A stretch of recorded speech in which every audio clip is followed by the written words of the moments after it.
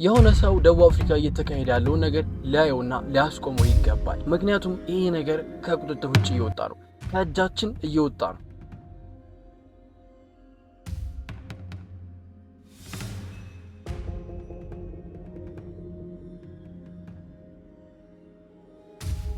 አወሳሰብኩታ ግን ምን ልላችሁ ፈልጌ ነው መሰላችሁ? ዋናው ነጥቤ ይሄ ነገር this shit is getting out of hand እና የሆነ ሰው ሊቆጣጠረው ይገባል ነው የኔ ነገር ማለት ነው። ምን ተፈጠረ መሰላችሁ?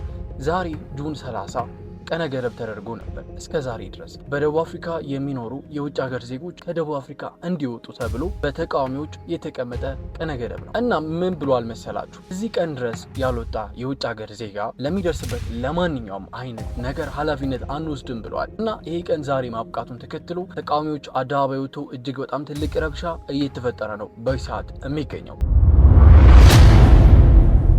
ሰው አንድ ቪዲዮ ላሳያችሁ። በዚህ ቪዲዮ ላይ የምታያቸው እያንዳንዱ ሰዎች ማለት ነው በደቡብ አፍሪካ ተቃዋሚዎች ከደቡብ አፍሪካ ለቃችሁ ውጡ ተብለው እስከዛሬ ቀን ድረስ ቀነ ገደብ ተሰጥቷቸው የነበሩ የውጭ ሀገር ዜጎች ናቸው። ግን እስከዛሬ ከደቡብ አፍሪካ መውጣት ስላልቻሉ ተቃዋሚዎቹን ፍራቻ በአንድ ቦታ ተሰብስበው የሚገኙ የውጭ ሀገር ዜጎች ናቸው። በጣም በሚያሳዝንና ከባድ በሆነ መንገድ። ወደ ዋናው ነገር ስንመጣ ደቡብ አፍሪካውያን ለምንድን ነው እንደዚህ የሚያደርጉት? ከሌላ ሀገር የመጡ ሰዎችን ጥላቻ ይህን ያክል ለምንድን ነው በደቡብ አፍሪካዎች ውስጥ ያለው? ምን አደረጉ ብለው ነው እንደዚህ አይነት ነገሮችን እያደረጉና እያሉ የሚገኙት የሚለው ነገር በጣም ወሳኝ የሆነ ነገር ስለሆነ ይህን ነው የምናየው። የሚያነሷቸው ነገሮች መካከል አንደኛው ደቡብ አፍሪካ ከውጭ ሀገር በመጡ ሰዎች ተሞልታለች የሚለው ክሊማቸው፣ ሁለተኛ ደግሞ በደቡብ አፍሪካ ወንጀል የበዛው ከውጭ ሀገር በመጡ ሰዎች ምክንያት ነው ይላሉ። ሌላኛው ደግሞ ከውጭ ሀገር የመጡ ሰዎች ስራችንን እየነጠቁን ነው፣ እዚህኛ መስራት አልቻልንም የሚሉ ክሌሞች አሏቸው። እውነት ናቸው ወይ እነዚህ የሚያነሷቸው ነገር? የመጀመሪያ ደቡብ አፍሪካ ከውጭ ሀገር በመጡ ሰዎች ተሞልታለች የሚለው ነገር እጅግ በጣም ውሸት የሆነ ነገር ነው። የደቡብ አፍሪካን ፖፑሌሽን ካየ ነው ከውጭ ሀገር መጥተው ደቡብ አፍሪካ የሚገኙ ሰዎች 4% ብቻ ናቸው ከሙሉ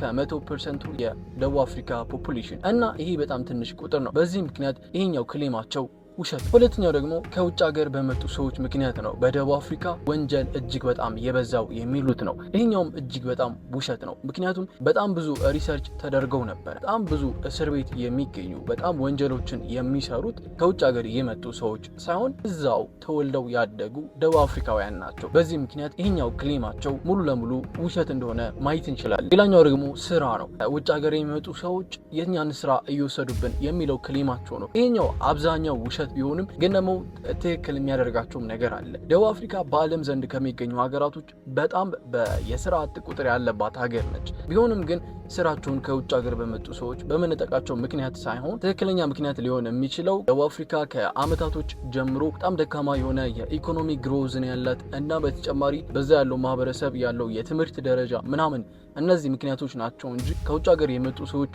አይደሉም። ለዚህ ትክክለኛ ምክንያት ይሄኛው ክሌማቸው ፍጹም የሆነ ውሸት መሆኑን ማየት እንችላለን። እናም በዚህ ሰዓት ይሄ ቀነ ገደብ እስከ ጁን 30 ድረስ የነበረው ቀነ ገደብ ማብቃቱን ተከትሎ በተለያዩ የደቡብ አፍሪካ ጆሃንስበርግ ምናምን ትልልቅ ተቃውሞች በዚህ ሰዓት እየተደረጉ ይገኛሉ። ከአፕሪል ይሄ ተቃውሞ ከተጀመረበት ጊዜ ጀምሮ 5 የሚሆኑ ሰዎች በእነዚህ በተቃዋሚዎቹ ህይወታቸውን አጥተዋል። ከዚህ ጋር በተያያዘ እና በጣም ሲሪየስ የሆነ ጉዳይ ነው እና ይሄ ነገር እንደዚህ ይቀጥላል ወይስ ደግሞ ይቆማል የሚለው ነገር በጣም ወሳኝነት አለው። ግን ደቡብ አፍሪካ በእንደዚህ አይነት ሁኔታ ውስጥ ነው በዚህ ሰዓት የምትገኘው። የሚፈጠረው ነገር ወደፊት የምናየው ነገር ይሆናል። አዳዲስ ነገሮች ሲፈጠሩ ቀድሜ ያሳውቃችኋለሁ። በዓለም ዘንድ የሚፈጠሩ በጣም አነጋጋሪ መረጃዎችን እንዳደርሳችሁ ሰብስክራይብ ማድረጋችሁን እንዳትረሱ። ከነገ ወዲያ በሌሎች ዜናዎች ተመልሰን እንገናኛለን። እስከዛ ድረስ ይመቻችሁ።